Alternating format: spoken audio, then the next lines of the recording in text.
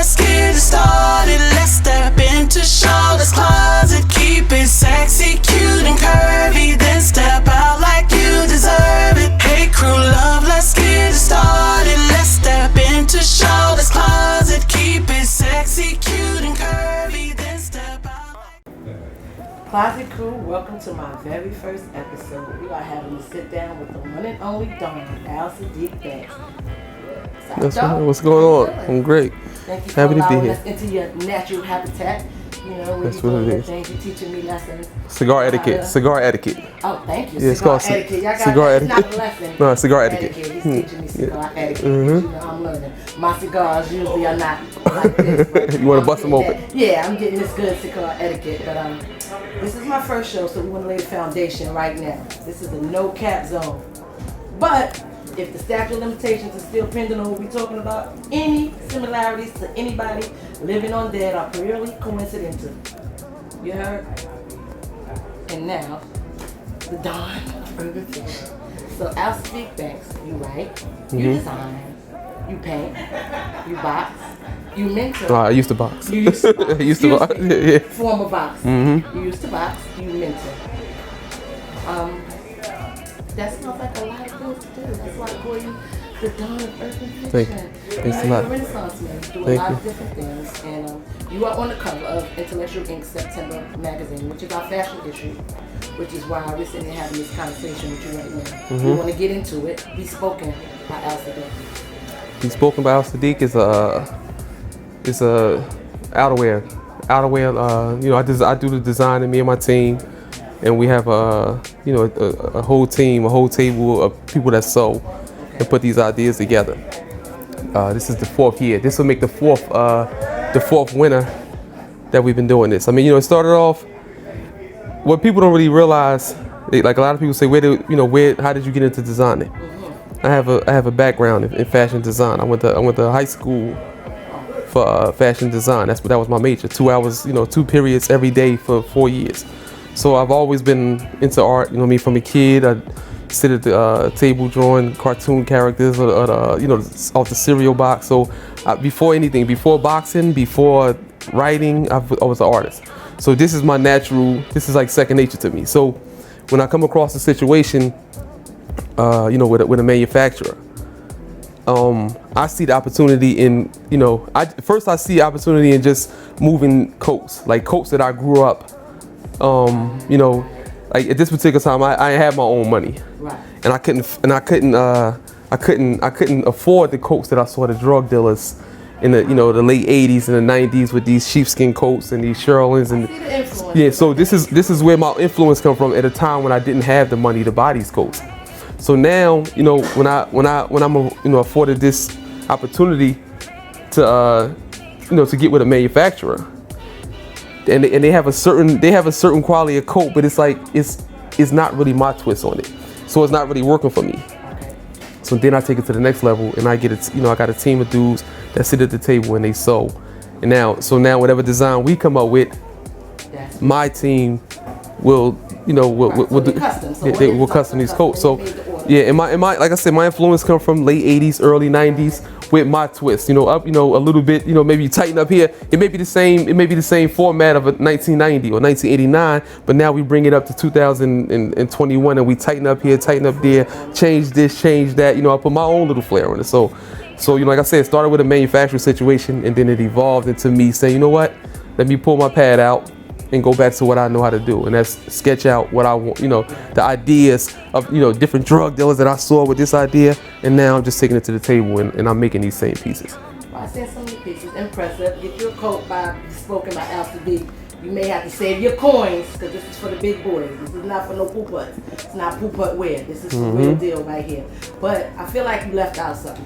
I feel like you be wrestling crocodiles to get the leather for the coat. So go ahead and tell me that you be in the Everglades. No. With your boots up to your knees, this wrestling the crocodile, because that leather is so quality. I feel like you I saw a skin laid out on one of your photos. I'm like, oh, so you ain't got the skin. What I realized early off, way before even getting into this, the coat business, is that it's all about the fabric is what makes, the quality of the fabric. So you could have, let's say you have a suit, and the suit from K&G menswear, right? If it's if a high line company, they'll use a Super 120. So it's not really the suit that makes the difference. It's that fabric, the way the fabric lay. So you get Super 120, and that lays a certain way. And then you get Super 160, and then that, you can sleep in that, wake up, and shake the wrinkles. What is it, Super 120? Super 160. Super 160. Super 160, so 120 is for poo-putts. So No, 120 is cool. Okay. No. 120 is standard for Armani, Hugo Boss, and stuff like that. Okay. So, they even may use Super 100 because they have the name to do that. But a company that's trying to come up in the ranks, they're going to be 120. 120. So, but if you come out with a custom suit yourself and you do 160, like the fabric is so crazy, that's really what you see when you see a suit. When you see a suit and you look how the fabric is laying. If it's stiff like a board, that's a bad suit. You know what I mean? You want it to move when you move. So when it clings a little bit and in accents, certain, your collarbone and different things. That's what dictates, that what shows the quality of the suit. And then the other part of that is the actual fit. The actual fit. Now, so now when you could put a suit, two of the same suits on two different people, and based on their body type, it's going to look like two different suits. So this is what I learned way before coats. So now I implement that in the coat game. I say, I know the fit is going to change. I can put a coat on him, put the same coat on him, change the colors, and people be like, think it's two different coats. That makes a lot of sense now looking from the inside out. Me, I'm just a buyer. Yeah, yeah. Super 160. I saw your coats. I think they dope. They remind me of Fight Night. I like seeing the collars. I like I like the cashmere. I'm very classy. That's right. Guy. That's right. And I am fond of the Persian lamb also. That's right. That's all the stuff I like. That reminds me of just like 70s and the ladies. And I like the hats. I forget what they call it. The hat. It's not quite a whole hat. Oh, like the headband type of thing. Yeah, with the little. I love, so I definitely see all your influence. I see your influence.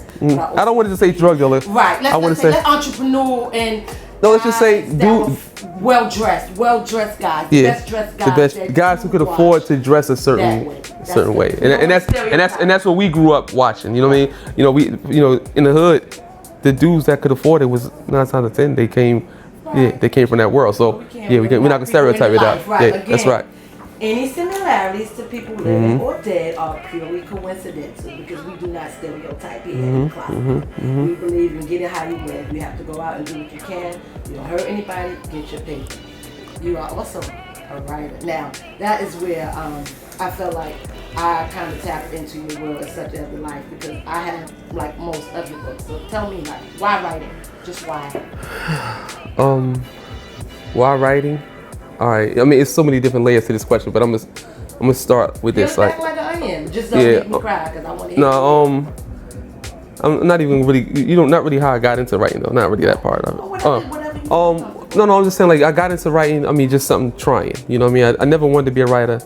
Never had desire to. None of that. Like that wasn't my world. Like I didn't read fiction. Didn't care about TV. I don't care about the radio. I don't like any, like none of that is really my world. Like I'm like a dude, I'm just a super thinker. That's it. I just like to think all day, every day. No TV. I stopped watching TV when I was 18 years old. Just stopped. I have no interest in it. Like I don't watch sports. I boxed all my life. I don't watch boxing. I don't watch basketball. So I'm just trying to show you that a book really. I never wanted to be a writer. That never done anything for me. So just trying and proving to myself that I could do it if I wanted to, based on a few other things. But for me, writing is I feel like it's a gift that came from God, right? So now with my background, like I feel like I was blessed to have more than one talent. You know what I mean? I was blessed with the ability to fight. I was blessed with the ability to I was very scholastic, like honor roll student all the way up. You know what I'm saying? Then I'm an art major, right? So now I get to a point in life where I make a wrong turn, and I'm sure we go into that later. I make a wrong turn in life, and now I go from a square kid to running the streets, shooting guns, and selling drugs, right? So now in the process of that, I obtained a college degree, right? In my question, but awesome. But obtaining that college degree, I went to like maybe one job interview, and after I didn't get that job, I never thought about another engineering job, right? In the process of that, I turned down a pro boxing contract, right? chasing money. So now, writing for me is, I felt like when I really sat back and reflect, it was like so many gifts that God has given me. And it's a saying. It says, which one of the favors from your Lord will you deny? And I got to a point, I said, God has given me so many favors, and I foolishly have thrown them right back at him. And that's why for 20 years, no matter what this industry has been, I've been here for the good, I've been here for the bad, but I've held on to this industry because I feel like, which one of the favors of your Lord are you going to deny? I threw all the other ones back. This is one. I'm not going to be so ungrateful to my Lord that I just, every gift that he's given me, I just threw it back in his face. That you can't like write a testament because your gift is the testament back. It's your Exactly. back. So yeah. So I felt like I was, it was a form of ungratefulness. Like he gave me the ability to draw. I throw that back. I don't want that. I want to run the streets. He gave me he put me. I know how to box. I'm a Golden Glove champion. I'm state champion. I'm Diamond Glove champion. I got a pro contract. Man, I don't want that. I want to get money in the street, right? So now I got this writing thing. Like, you know what? I'm scared if I get this back to God, he may not never give me another favor. That's it. You use your favors all up. So you took this one. And I hold on to it like that. That's awesome that you hold on to it. And again, your writing is so gritty and powerful. So I definitely can see that as being a gift. It's also like a curse too. Because just writing and getting stories out and how close to your real life that you want to go, because it always intertwines. No matter what, as an artist, it always is going to intertwine. Which brings me to True to Life Publications. For me, I feel like the name just embodies it all. More like people call the life. Everything growing up in the life and what it's about. Which book is more similar to your life? Which one? With every book, there are pieces of me in the book, right? And it may be a piece of me in this character, a piece of me in that character, a piece of this guy. All of these are like compilations of all the people that I have encountered in life. You know what I'm saying? Just based on I'm a people watcher. Like I could sit in the mall all day and just watch people. I wonder what he do for a living. He look like he could do this. He got that shoe on. He might could do this. He probably do that. He probably do this. This is just me. So I can have a conversation with a person that before I realize that I got a whole character develop around this character. It's not like any of these books is about my life. Right. But the character that I would say that that relates to me the most would be the attorney in the book, which is Tony.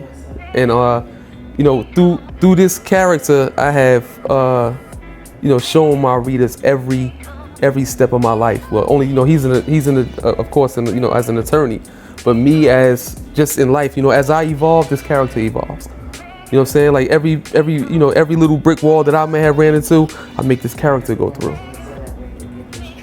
Exactly. Yeah. Because that's really what it's about. Storytelling is a lost art, It came from the motherland and was passed on and passed on. And as we get into this digital age, I really want us to be able to hold on to the written word and to stories and be able to pass them down, because as time progresses, stories are all we have left. Those are what you give to your kids so they can understand this is what you went through to get to this point, and this is what you go through. And it's also like a guidebook. Your dad, you have all these things. It's definitely like a guide to, more like a cautionary tale. Indeed. And letting them know, like, you did this so they didn't have to. And what I wanted to ask you, I know you're fiercely private. What? Fiercely private. You are so private. I think, like, all you reads for a while, they didn't even know who you were. Like, they're like, who's out today? But you achieve so many public things. Like, how difficult is it to maintain a modicum of privacy for you and your family and your loved ones while doing all these public things? Because you can't write books and be so, I know you give us what you want, but how difficult is it to keep something for you? I learned how to balance it. In the beginning, like my readers didn't really see me for to really see me like different places. I don't think maybe 4 books until my readers really started to see me. So you're talking maybe late 2002, maybe 2006. I started moving around a little bit, 05 maybe. And it was really difficult for me because I'm always the type, I like to play the back. So now I'm not really a big talker to strangers. So all my life, at this particular time, I think I started writing, I was maybe 30, maybe, I'm not sure. Maybe 30 years old. And up until 30 years old, I was programmed to be this certain way, in the cut, just laid back, You know what I'm saying? Here, you know what I'm saying? I don't want attention. You know what I'm saying? If I'm gonna get a big car, but I ain't gonna put no wheels on it. I ain't gonna, you know, it's just a certain way that I'm used to carrying things. So now I step into the book world, and now I have to reprogram myself, and I gotta change and be somebody who I'm not. I gotta stand behind the table and sign autographs. Like, and to me, that's like, this is like, I'm faking the funk. This is not really me. Right. This is not me. He who wears the mask. Yeah, exactly. So that was like, you know, so now I remember the first time I went to a book signing in Philadelphia, and the lady said, when I got in the store, it was maybe like 20 people in the line. 20 people in the line waiting for me. And when I get there, like, I automatically get like, wow. You know what I'm saying? Like, so she's like, they was like, yo, this is what you're gonna do the signing right here. So I was like, hold on, give me a minute. You know what I'm saying? So I'm kind of like, so the lady, like the third lady said, F him. He not all that anyway. He being conceited. So, you know, I tried to explain to the lady before, like, you know, I said, nah, it's not conceit. It's me having to readjust. You have to recalibrate. Reprogram. Like, I come from a place where I'm in the cut, I'm always hiding. I come from the dirt. I come from the world. I come from hiding from feds. I know all about yeah, that. I come from hiding from federal agents. I come from hiding from local police. I come from all of that. And now my first book signing, I'm standing in a line with 20 people, and I got to take this mask off that I've been wearing for 30 years. I don't think they know what goes into, like, having to step out. And be, you know, Yeah. I had a seminar the other day, and there's two things that they said is the nation's most fear: public speaking and the fear of death. Public speaking is number one, which is so crazy. Like, people would rather be in the casket than to speak in front of other people. So that's definitely, like, you're definitely not by yourself in that aspect. It's just yours. I think there's more layers because, you know, we just have to move different. Just where we all have to grow up, where we come from. And, you know, you're saying, like, you come from the dirt. I'm definitely from the gutter. Like, I'm from Brooklyn. I did a lot of things I'm not proud of, but, you know, I was a teenager, you know, and you grow and you evolve. But you do have to make that adjustment and make that switch because, you see, that was your first book signing. How many years later? This is what, 20 years later? Yeah. The whole OG, 55,000. But you know what? I could tell. Let me emulate what you did. I could tell you. I don't think I've had in 20 years. I don't think I've done 10 book signings. Which is impressive to say the least, because every time there's something new there, like, you know, we do a couple of things, we do some industry events, and when they see you pop up, they get shocked, like, that's Digga's here. Like, we don't want to just laugh because we know, like, okay. 10. I don't think. I think I got about 8 or 9 book signings in the whole. In 20 years. Well, I mean, 2000. Our first published around here. You know, 2002. Yeah. 20 years. Yeah. We survived them. You said 20 years in the game. 20 years. After got 25 years. No. No, he got 2002. I dropped the first book, so we talking 19 years, right? 20. We round. I haven't stood in 9 book signings. That is amazing because they still selling like hotcakes. You know, I have at least 2 of them every time you have, because I would buy one, then when Kawan would meet you on the road, he would give me another one. Yeah, no doubt. Yeah. And I would have 2. So I feel like one for the plastic because it's classic. I appreciate that. One to read on. That's awesome. So the book signing thing was never really. It's, you know, I'll tell you what I love more than book signings. Tell me. I love being in the street and rubbing shoulders with my readers. I love talking to my readers. I love talking to y'all. Yeah, I love talking to my readers like this, as opposed to talking to them from behind the table, like that. I'm a firm believer. Like, we're all. I feel like no one is better than anyone else. Yeah. We all different. We have different circumstances, but no one is better. Because you want to show me you better, I need you to turn water into wine. Yeah. I need you to go ahead and just live eternal life and do everything else. We have different circumstances from the highs to the lows. No one is better, and I think everyone should be treated with respect. And see, he love y'all. He is not stuck up. So y'all stop that. That's what they tell you? That's what they tell you? That's not what they said. I'll tell you what they said, but see, that's another question. Yeah. You gonna speak back, honey. I told you I was gonna get him to talk back to you. I got you. Don't crazy. It's coming up. They do say. I'm not gonna lie. They do say. What? Conceited? No. Things though. Crazy. No, but listen. Let me just expand on that a little bit though. Yes. Like, really, it's just the whole formal book signing thing. Like, that's really not my twist. Like, I don't like to be in a room where all the attention is coming to me for a book. Hey, no, that's not really that. I like to be in the trenches, hand in hand in the book, signing the book like this. Like, that's more. I like to be with the people.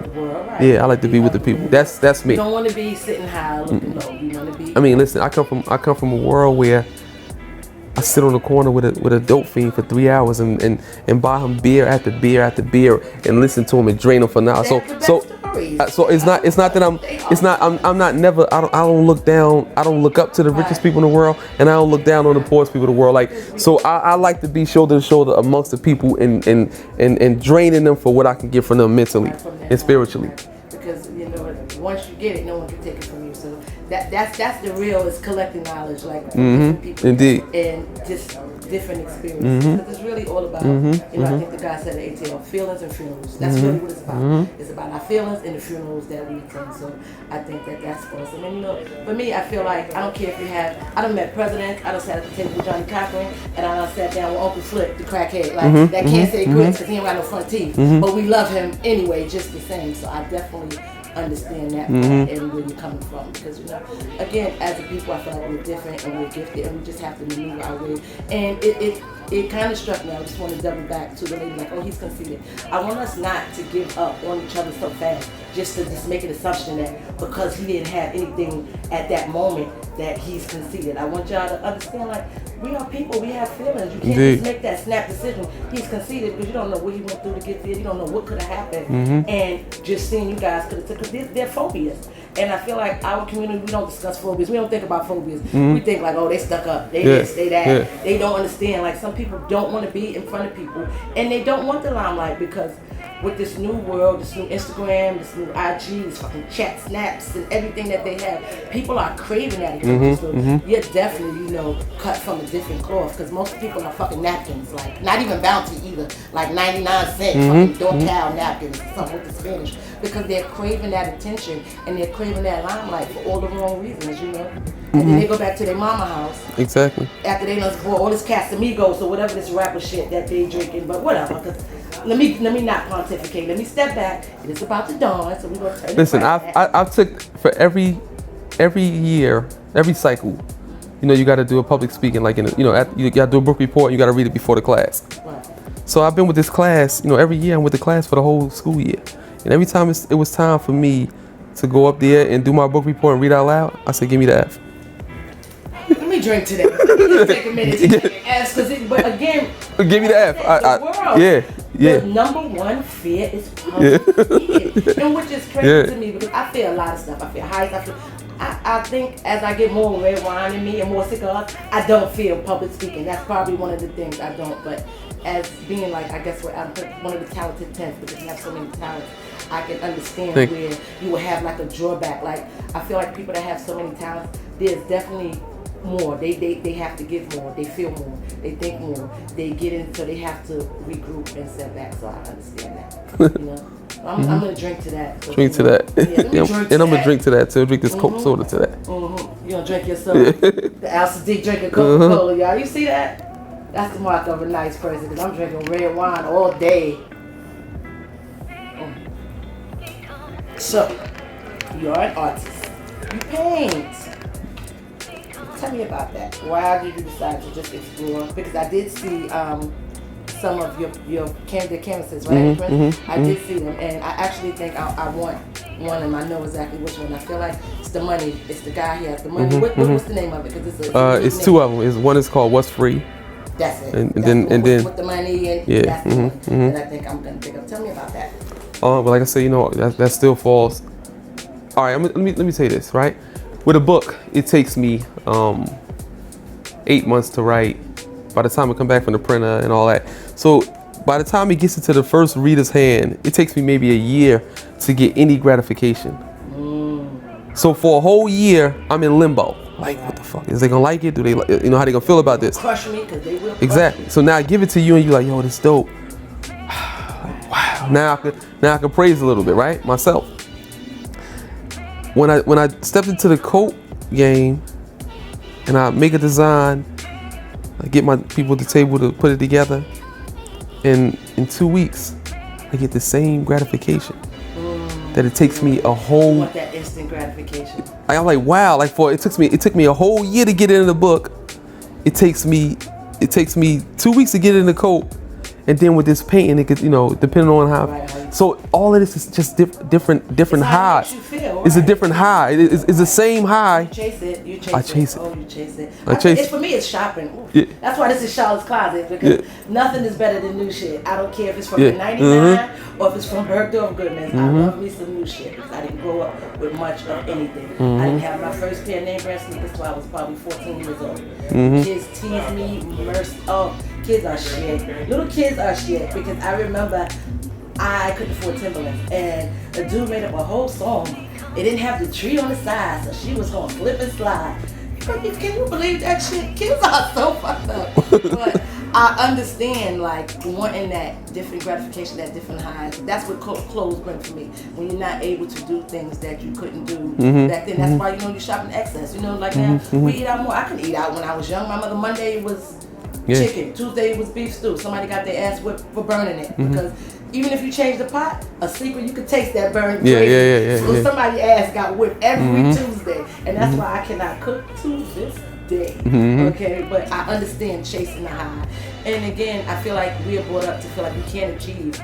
So we're out to prove everyone wrong, even ourselves. Like, I feel like when I'm doing something, I'm like, okay, I can't. Then when I get through, it's like on to the next thing. Because as soon as I'm finished, I'm on to the next one. So I definitely can. I think that's the mark of a creative mind. Trying to do everything that you need to do. So I mean, it's like a rush, man. You know, just different levels. So now I find so many different ways to. Not that I found it because I already had these things. So it's like. Sort of like the whiz. So it's like I get the rush from the designing coats, from a painting, from writing a book. I can get it. So now my readers are saying, yo, when you gonna drop another book? Not even realizing, like, I done got that rush. No, I'm gonna go back to it, but I done got that rush 40 times already. From all these different things, you know what I'm saying? So like it's just really now learning to balance these things. So that gives me insight into you a lot because, you know, like I said, I always tease you, I'm like the Renaissance man because you do so many things. But it's really about the chase. You need all of those different things to complete with. And you know, you're never gonna get that pinnacle, but you're gonna keep going, especially not from the first, like your first book, your first painting, the first time you want to buy, maybe the first whatever, like your first car and coat you made. But it's good to chase, you know, but it's not a sprint. And that's really you know what it is though? Coming from the street, right? A lot of people don't realize is dudes that are caught up in the street, some dudes are caught up because they've made so much money. Some dudes have never made a dime and they're still caught up the same way. But it's the rush that they all have in common. It's the rush that keep them in the game. It's the rush. It's that adrenaline rush they get every time they get a new pack and put it in their lap. And although that pack is only worth $1,000, in their mind, this is the pack that's gonna make me a millionaire right here. And then wait, but here's the other drawback. When I get to this amount, I'm gonna leave. Oh, but they can't leave because what they say every time I try to leave, someone keep pulling me back. It's a chase. So now for me, when I come into the legitimate world, right? Although I don't do any crime, right? I have a longing for that chase. So now just writing the book is not going to get me that rush. It's not about money. It's about the rush that come with those 15 years of me running the street, right? So now I'm still chasing that rush. So that's why I may do so many things at one time because I need all those things to make that one big rush. That one big one. And it can't be. It's a marathon, bro. I applaud you for doing it because I'm an overthinker, so I get it. And the fact that you're able to do so many things, like you multi-hyphenated, like we support that around here. We doing everything. We doing magazine, we doing TV, we doing fashion, we doing branding. You see, the shirt, I'm checking it out. I'm loving it. Let me see. Show the readers. Tell me about that. Witty is a brand from my man. You know what I'm saying? This is a thing that I come up with since the coat. Like, you know, guys like, yo, that's a nice coat. What brand is that? I said the only coat you're ever going to see me wear is a coat that I made. That's right. And this is how I feel about anything that any of my people are doing. This is my man. That's right. This is his joint right here. So if you see me with a shirt on, if you see me with, a coat on, if my man doing shirts and I'm wearing his shirt. I'm buying shirts. That's how I am. Listen, if somebody's doing something, I want it and I want 3 of them and I don't want a discount. Because that is how you show support. That's how you do it. Even if you're showing support by word of mouth, it's free. Stop telling people, oh, you're going to support them, you're going to do this, when you know you're behind the scenes, not liking, not sharing, not doing anything. And then when something happens and the black business goes to pump, you want to know what happened to them. You are what happened to them. Be supportive. Whether you tell somebody, tell a friend, tell an aunt, get a shirt. Do what you have to do. Because I'm looking at this shirt and what I see, I feel like I see me sneaking. Is that a joint in this little child's mouth? Because that's what I see. I feel like that's me sneaking and that's my little cousin reading a book and two different paths. Right, and those are the visuals though, because you don't see what you see when you see little black boys. You don't see them reading books. You know, you don't see that. You know, and we need to be more into clothes because I feel like as soon as you throw some extra zeros or you throw a high end name, that's when we want to go flock to it. Yeah, people want to get what they feel like everyone can have, and you know, and they want to always obtain that. And that's, I think, with this microwave generation, with this fucking Instagram and these chat snaps and all of these Twitterers. But whatever, I'm giving myself back. I want to talk about boxing for a minute. So me, myself, I am quite fond of the pugilistic exhibition. I love the brute force, but it's not for everybody. I saw that exhibition fight, Nate Robinson. I thought he was dead when the white boy. Oh yeah. I thought he killed Nate Robinson. I'm not even gonna lie. I was cheering, I was laughing. The next thing you know, I was damn near crying like, no, they done killed Nate, and we all cheering. So I feel like it's not for everyone. What are some takeaways from boxing that can go into that you use now, that you can still use now? I mean, everything. My whole foundation is built from boxing. Like, you know, everything that I learned from being self-sufficient, you know, and no knock to other sports. I play basketball as well, but no knock to other sports. Yeah, you're crazy. I mean, I haven't done it in a long time. I haven't done that since I was. Like you haven't bowled in a You know you a fabricator. No, I swear to God, no. Like, nah, I can't do it. I never bowled in my whole life. That was the first time I ever bowled in my whole life. You know, I'm not gonna say anything because this is my show, so we're not gonna bring it up. How you and your Raiders took my man out at the bowling alley. I went to a bowling alley. I went to a bowling alley maybe twice. It's okay. I still love it. It's my first time ever bowling in that time. Yeah. You got it. Let me check it. Drink it. You got it. Y'all did. Listen, y'all came in. Y'all was a league. I feel like the lady was speaking to you like she knew you from behind the counter anyway, like you saw you. I've never been in that spot. Yes, you bowled. It was good. No, I've never been in there. I've never been. Listen, I went to the bowling alley. I used to ride through the bowling alley when they let the bowling alley out. I never had bowling. You just come take I've never had bowling shoes on and bowl. No. The lady, you saw the ladies in the matching green shirts. They was coming to take. You know what though? That's the perfect example of, you know how they say when you brag, God will embarrass you. Yeah. That's what happened to them. Yeah. And I mean, they laughing at me. And yo, and I told everybody that day. I said, yo, you gonna be on my team? Nobody wanted to be on my team. And look what happened. Yeah. And once I kept it, this is another thing too. This is a prime example. When you BS the people, they come out. No, they love to be BS. I told the truth. I said, listen. I don't know how to bowl. Next thing you know, everybody. They take off and go everywhere else. And then what I do? What my team do? You do what you do because winners win. Saadiq is the winner, y'all. He wins. That's why he's the dog. No, look at this ankle. Look, come on. I've been trying to hold my ankle like yours for the last 15 minutes. I ain't get that shit yet. Crazy. Oh, okay. This is how winners win. You gotta hold this is the winning pose. When you're doing the pose, you cross your ankles like so. You grab like this, and then you have a cigar. Look, this is the winner. What he did? Told the truth and won. I won. No, I won. No, they lost. I won because they didn't want to what's the name? Right. Yeah, they wanted to show off and have matching jerseys and all that, and I just beat them with the fundamentals. I beat them with the fundamentals, the basics. Okay. Oh, so you Utah Jazz now? Yeah. Oh, okay, I didn't want to know. The fundamentals stuff. Oh, so you use your West Coast basketball. Yeah, they want to come in. They want to come in with all of the fancy, and I'm just gonna beat them with the simple stuff. That's what it is. You lined it up, and you just walked away, and now you're the book and bowling champ. No, I ain't undefeated. You undefeated at the bowling because that was it. You undefeated right there. You took them out. But that's a lesson. Don't come in matching suits if you can't do the job that you dress for. Be able to do the job. So this is the fashion issue. This is the fashion episode.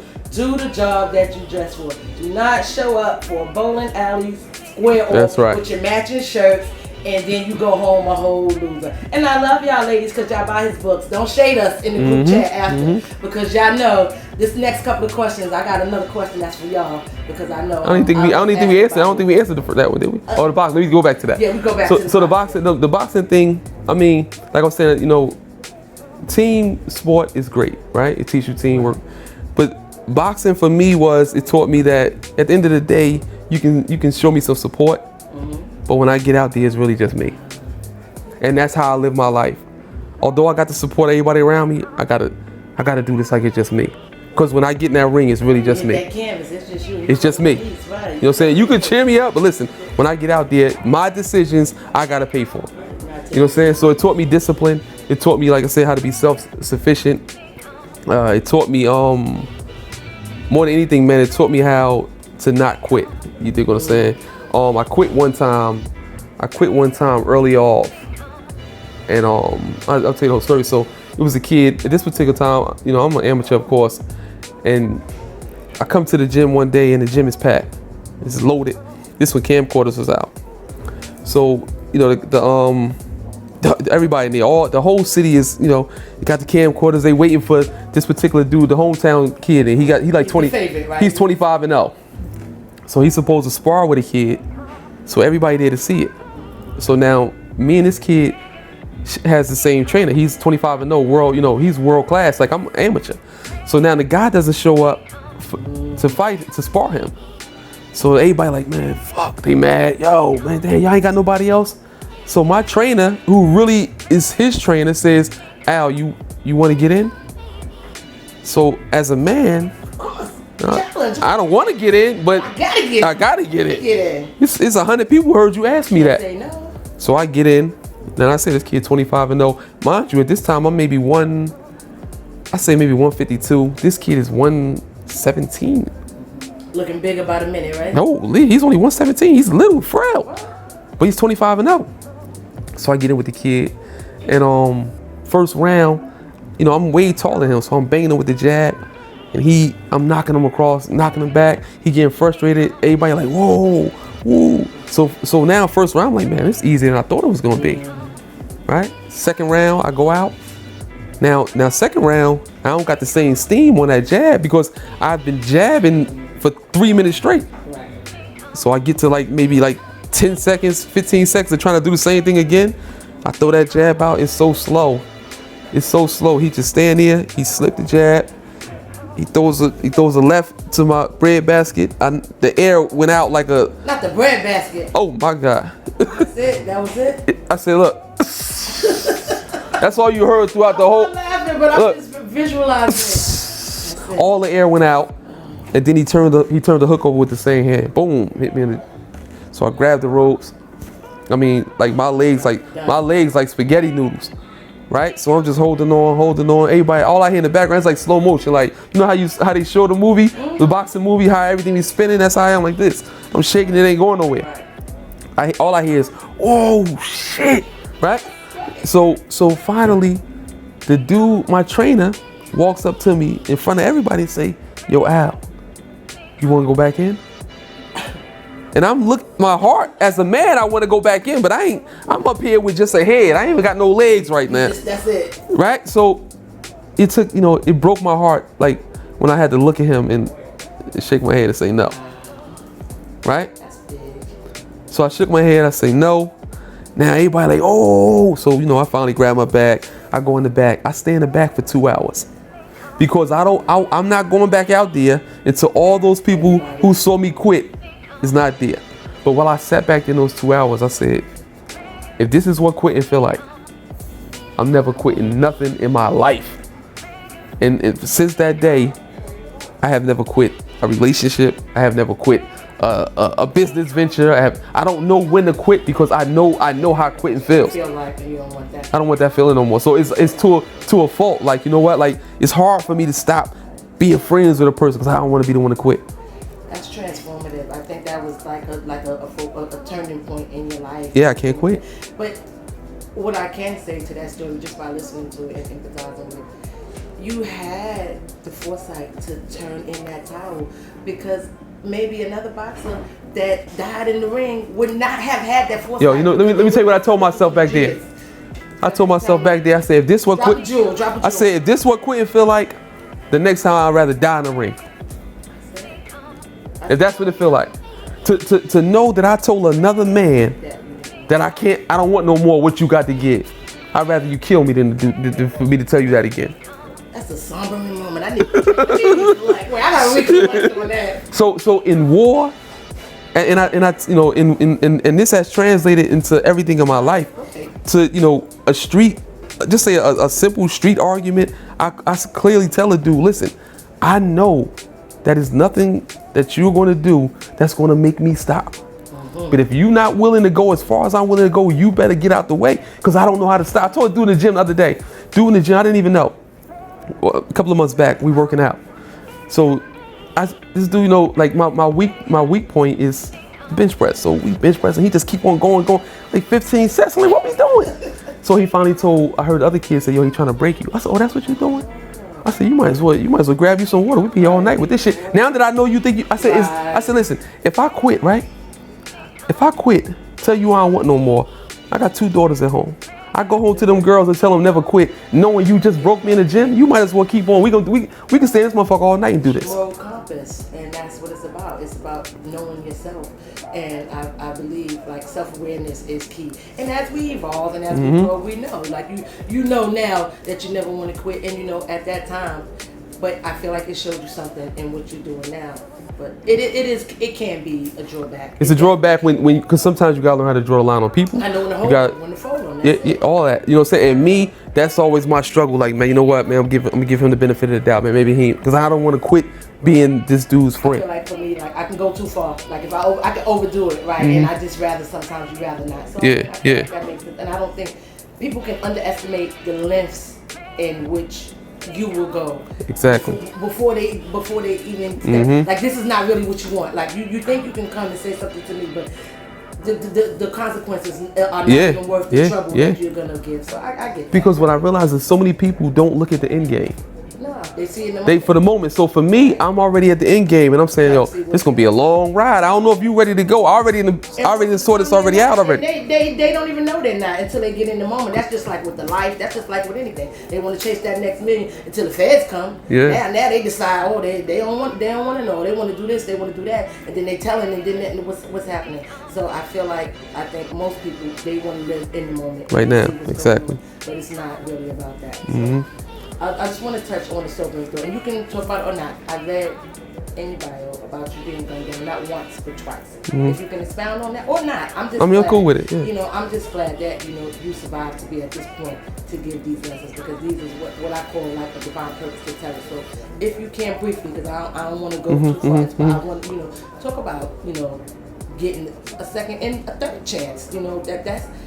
That feels like it's just like a 360 with your blessing, as you were saying, like you throwing the blessings back, like to be able that's a second chance, 2 times, like that's amazing in itself. Yeah, August 1993, I got shot up, and then August 1994, so the same month. Wow. Saying something. Right. Yeah. But it's always for me. It's too. When things like that happen, it determines who you are. Some guys it make them fly straight. Some guys it turn them into an animal. Which guy are you? It turned me into an animal. It turned me into an animal, and not not in a bragging sense. More or less like I felt like not an animal because I'm just gonna be animal like. If that's what it feel like, again, I'm not gonna be the one that y'all keep on shooting on. Right. So if I think that's what you thinking about doing, then I gotta turn up a different way.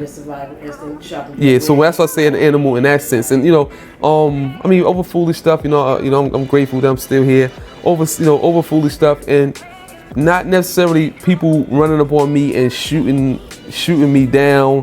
It was more or less people shooting me because they know I will shoot them, so they gotta shoot me. Of course, you gotta go first. Because that's just the quickest person to take you out, and that's just anything. That's work, school, life, is a coward. The scariest person will be the first one to take you out because they are so afraid of what you might do or what harm you can cause them that they want to get to you first, and it's your job to not let them. And that taught me that you can't put so much pressure on a dude, because when you put that. Pressure burns pipes. They will crack. They will crack. And then you look and you say, oh shit. People say, oh, I never thought he had it in him. But you don't really know what they have in them until that situation is there. But let me clear this up. I was never an oppressor. Right. I was never oppressed. It wasn't like I was throwing my weight around. Right.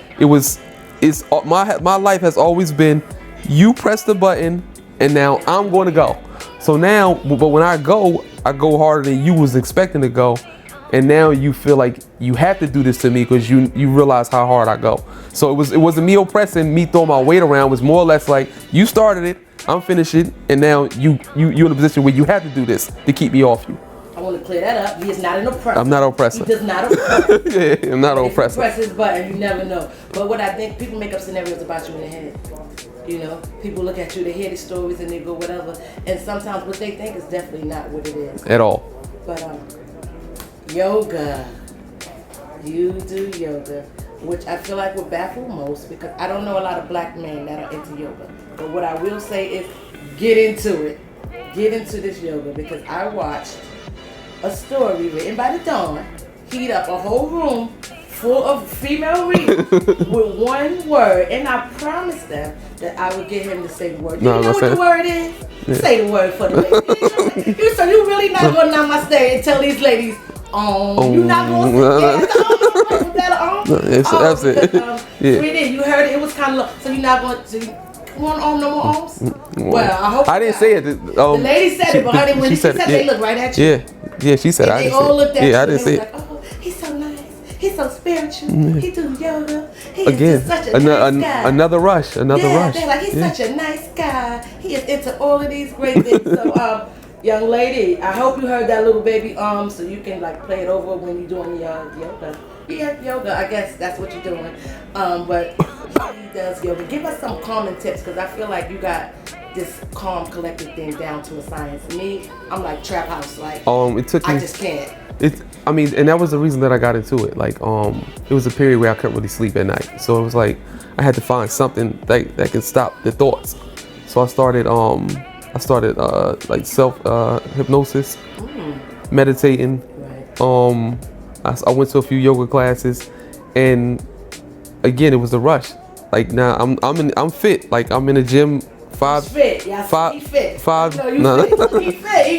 Listen, now I'm in there 5 days a week, right?